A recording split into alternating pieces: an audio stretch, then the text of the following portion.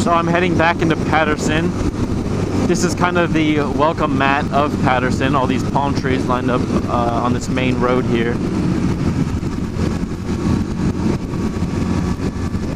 The town is very small. There's not a lot to show, but there are a lot of stories to share. Little fun fact, there's only 21,000 people living in this town. I would think that it would be a lot less than that, simply because from what I remember, this town is very fucking small. But then again, to some people, 21,000 might be a small number when it comes to population. I don't know how it works, man. Shut up, alright? I'm just fucking tired. I'm just exhausted. Let's see what we have here. We have the Ratchets. Good day to you.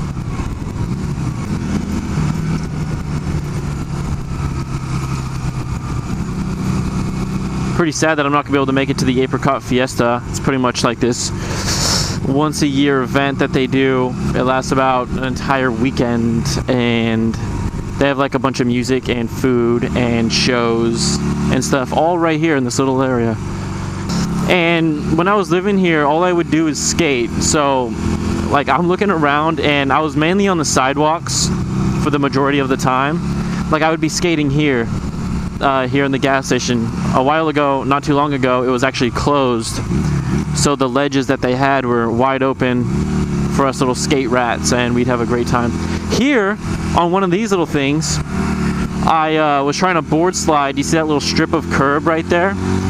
I was trying to board slide that simply because it was small enough, and fuck it, why not, yeah?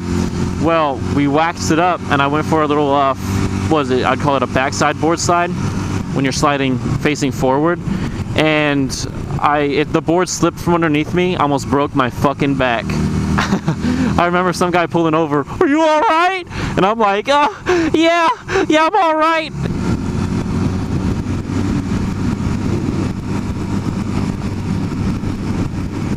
And down that way is the high school. I think I might stop by there before I actually head home.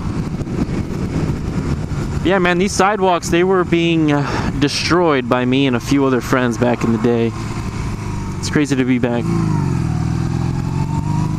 Right now we're gonna go to Manny's house, or his old house. His mom's gonna give him a haircut. I'm not gonna stick around for that though. I might just take off and check some old spots out. Come get him. Come get him. Come get him.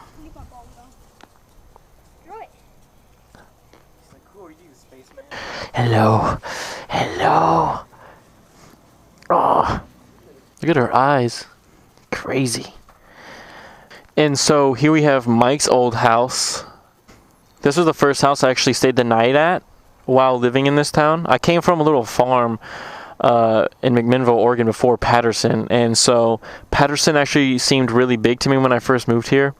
And so I stayed the night at his house, and it was I think it was like 12 a.m. or something, and we decided to sneak out of his I think his bedroom window on the side.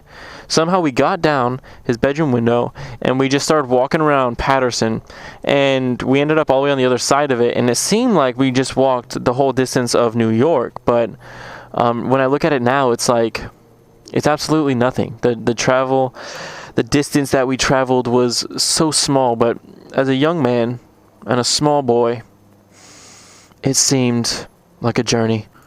And this here is actually where I used to live. This nice little house. I called it the pink house, but it doesn't look so pink actually right now. And my best friend Gabriel, he lived right across the street. But the memories that I have here with a whole bunch of my friends just in this area, it was I was certainly lucky to have it. To have just everything happen.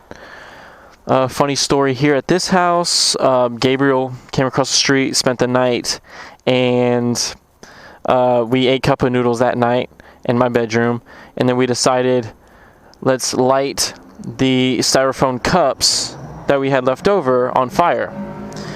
And so we went to my bathroom, which was just upstairs, just right there pretty much, and we lit the cup of noodles cup on fire, and it was very messy. There was a bunch of little like particles floating in the air, and they landed wherever they wanted to, and my bathroom was covered in black debris, and I got in big trouble. And a story from Gabriel's house, they were having a little mouse problem in their pantry. And so Gabriel's stepdad, he placed a bunch of little, those sticky pads where they smell like peanut butter and mice will get on them, but they're never getting off of them. Fucked up trap, yeah? And so that happened. They actually caught the mouse on the sticky pad, and me and Gabe were just standing out front, probably drinking some Red Bulls, eating some Takis, whatever. And Fernando comes out, and that's his stepdad. He comes out with the mouse on the sticky pad, throws it in the trash while the mouse is still alive. And so we felt really bad hearing the mouse squeak and squeal and cry and whimper and all that shit through the trash can. So we extracted the mouse in hopes to unstick it from the sticky pad, but it is nearly impossible. And I guess all we had to do was put water on it, something like that, and it would come off, but we didn't know that. We were just like trying to pull him off, and his fur was coming out, and he was crying even more.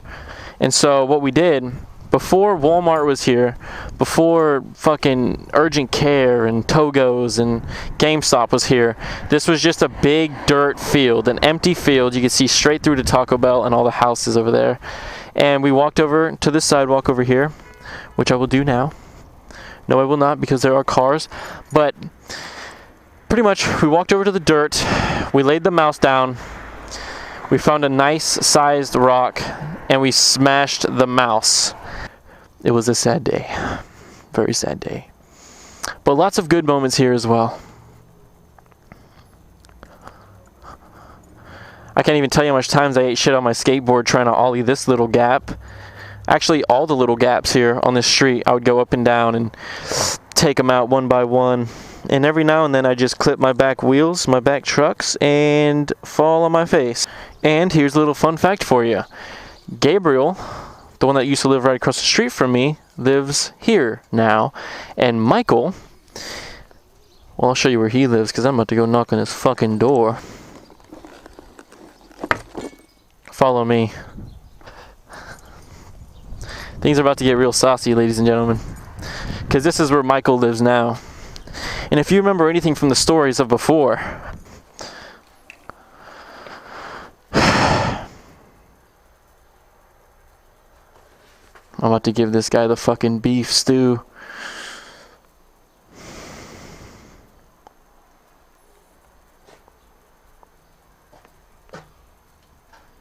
There he is. What the fuck do you want? What the fuck do you want? Hit me then. Walking to a Coca-Cola machine when I don't have cash on me, only to look like I wasn't trying to get a soda anyway. Huh.